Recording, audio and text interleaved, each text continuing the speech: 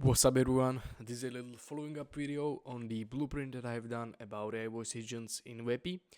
So here I will explain much more, but still briefly, the basics that you need to know that weren't said in the blueprint. So let's get straight into it. I will try to make it as quick as possible, but again explain some stuff in more depth. So we have a blank assistant here. Now here we have the prompt, the first message. I will not get into that because that's another 20 minutes, just the settings here. Okay, so provider, the best one I think right now is OpenAI still, even though you can hear a lot of stuff about DeepSeek. I'm trying it out, but I would recommend OpenAI still. But it matters on what type of business or what type of AI voice agent you want. Perplexity can be a good one if you want the agent to research something on the actual call, because Perplexity has access to internet. But okay, so we do OpenAI model. I would do 4.0 cluster because that's the best one in a latency and cost measure. So you can see the cost is still good and the latency is alright as well. Okay, knowledge base, you can check out my video on that, it's somewhere up there. Temperature, I like to have this on 0.7. It is like if you want the agent to be really professional, you want to put it at 0, but if you want him to be saying sometimes even random stuff and not getting straight into the point, you want it at 2, but we want him to be super realistic, so let's do 0.7. That is the sweet point. That is the sweet spot where he's still deterministic and he says some random stuff just to make it more realistic.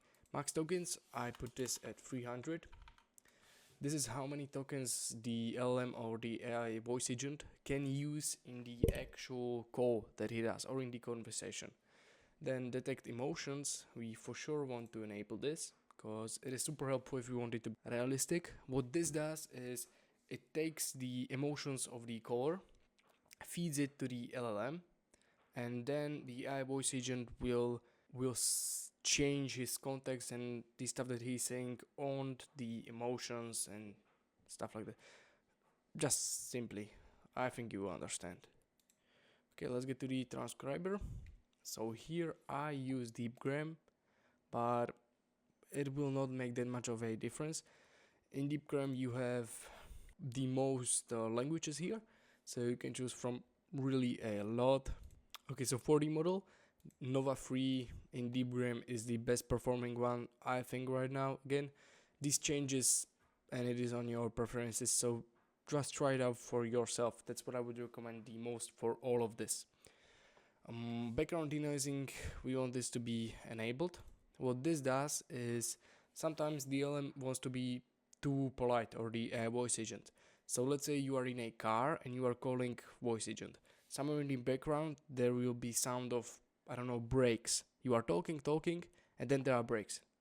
So the voice agent will stop and say like, could you repeat it? I didn't understand you.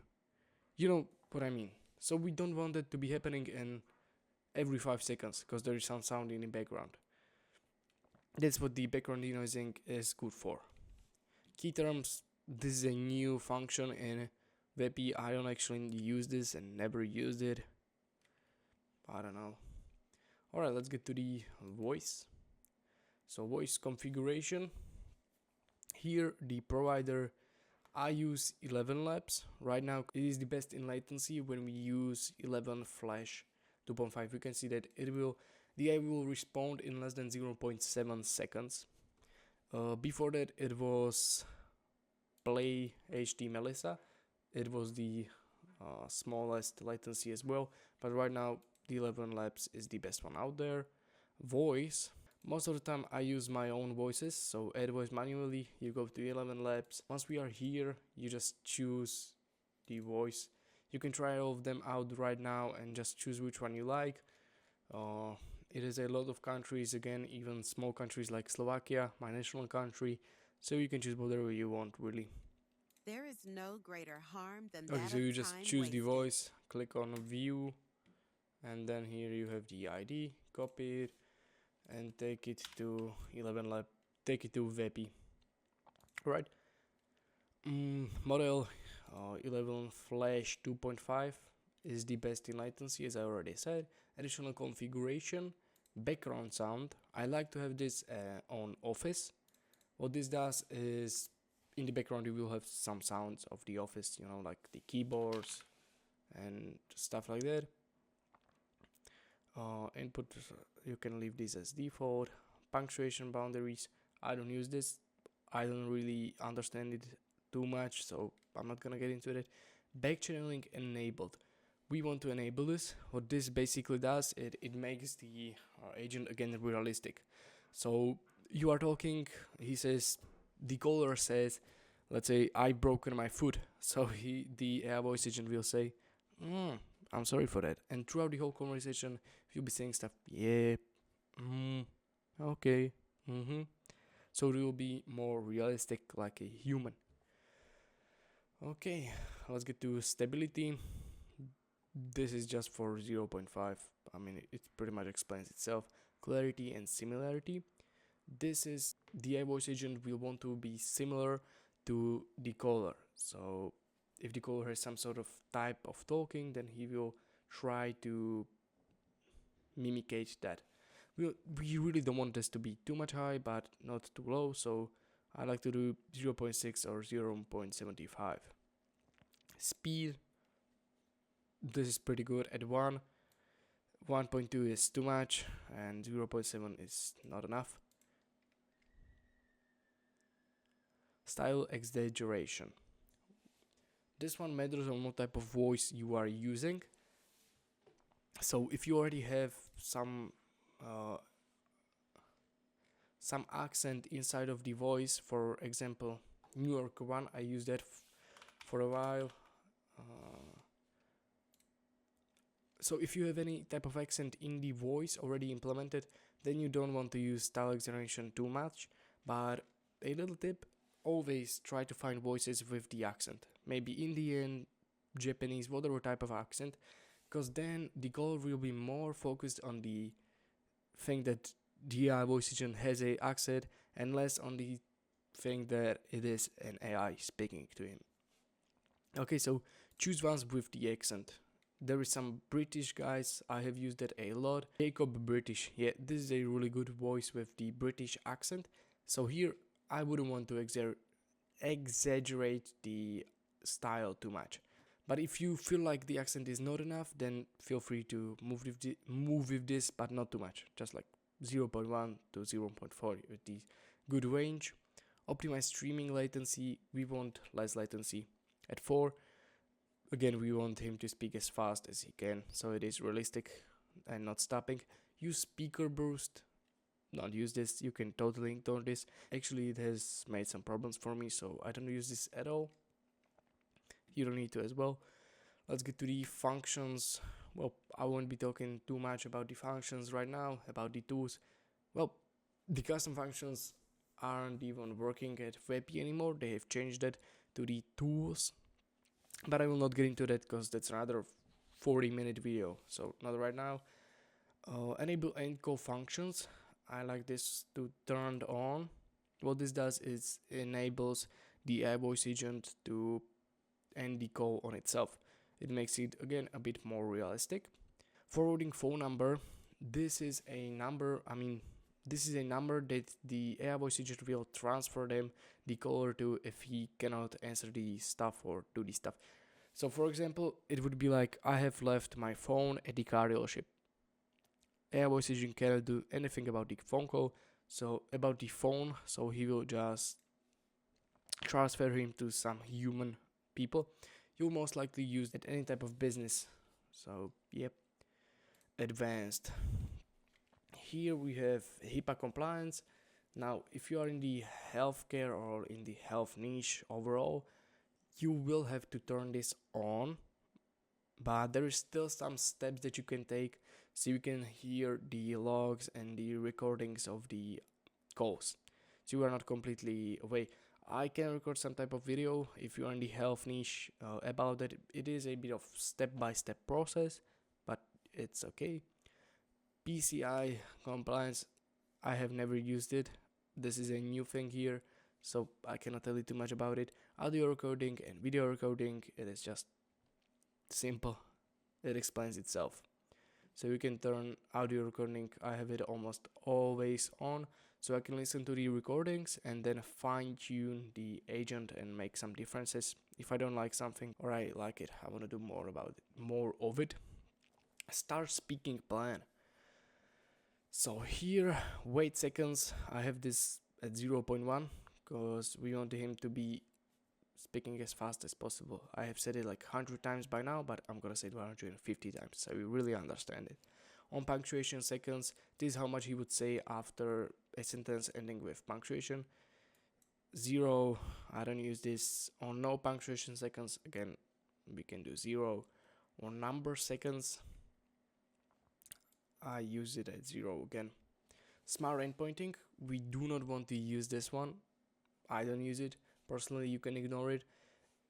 It will try to find the endpoint detection and get straight to the point, so like meeting or something like that. I don't use it at all. I don't understand it too much, so you don't have to as well. Stop speaking plan, number of words.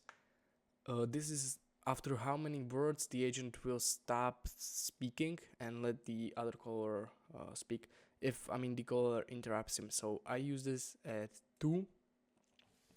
That is the sweet spot. If you have 1, again, it can be something in the background that maybe accident or someone is yelling from you at the background. So 1 is not enough, 2 is the sweet spot, and 10 explains itself. Why not? Okay, so voice seconds. This doesn't matter too much. It is more about the number of words, so you can leave it at default 2.0.2. Back off seconds. This you can have at 1 second. They will just wait. This basically is how much he will wait after being interrupted to speak again. I have this at 1. Okay, call timeout settings and silence time. This is basically after what time the voice agent will end the call. After what time with no speaking. Like the caller calls in and doesn't say a thing in 30 seconds, then you just end the phone. Then the voice agent just ends the phone. I like to have this at 26. That is the sweet spot. 20 to 30 is the best one. You can try it out and choose. Maximum duration. This again matters on the type of voice agent you want to build. But if you are doing a demo for some school community or something like that, where you are just promoting those AI voice agents and people should try them out, then you really don't want some caller speaking 1 hour to the AI voice agent. That would really hurt your wallet, wouldn't it? So yeah, I like to have this at 300. Basically, I like to have this at around 300. That's the best one probably. So yeah. Okay, enable keypad input. Yeah, so I never used this, to be honest with you, and I have done over 100 voice agents by now. So you can ignore this pretty much. If you're not working with some type of help center where you click 1 if you want to proceed with this and this, or click 2 if you want to send a voicemail. So yeah, I don't use this, and I have never worked with someone that have find this beneficial, but you can try it out. Messaging, server URL. I'm not gonna get into this right now, but there will be for sure a video. This is basically where you connect your API voice agent with make.com or some automations like that. You can do lots of stuff with it, like client message, tell the weather, and it will come to make.com, ChatGPT, find out what the weather it is, and say it's a long process. But it is really simple, because when you're looking at it right now, it seems a lot of weird stuff. It is confusing, but it is really simple. Client message, I don't want to get into this again. Server message, voicemail message. I use this at the default. Hey, can you please call back? Thanks. Or you can say that this is a voice message. End call message.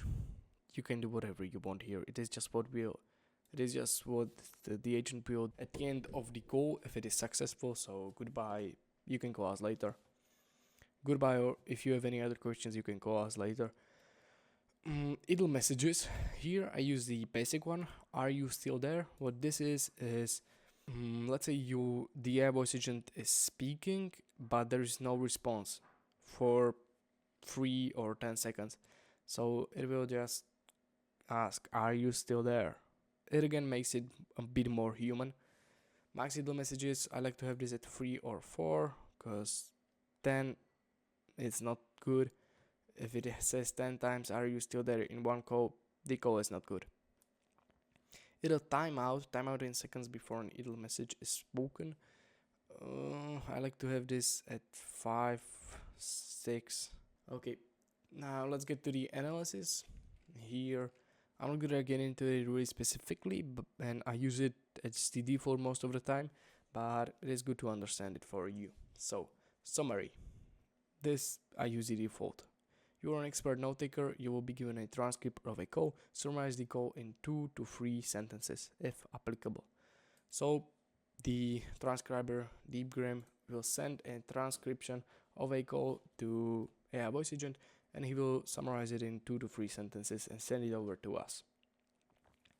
Super simple. Success evaluation. So here, this is more important. Here it matters on what type of business you have. So for me, it was almost always a success evaluation if the caller books an appointment, the call was successful. And success evaluation rubric, here you want to do pass fail in this scenario. Pass fail means like, yes, it happened, no, it didn't happen. You have different styles like percentage scale, it happened on 40%. I don't know what does that mean in booking an appointment, like he booked halfway through and he gave us only the name and not phone number. You cannot use that in this scenario, but you can try it out in different ones. Structured data. Here, this is how you want the data to be structured. So for example, please structure the data and just the personal details. So name, issue, phone number, and we could go on about that. And structure data request timeout in seconds. I don't use this, you can do whatever you want, like 2. And property, it is the same thing, like name, car model, issue, and stuff like that. I'm not going to get into this as well because it is not too beneficial for you. It is the same as the prompt right here. You can just write it here. I don't use this really.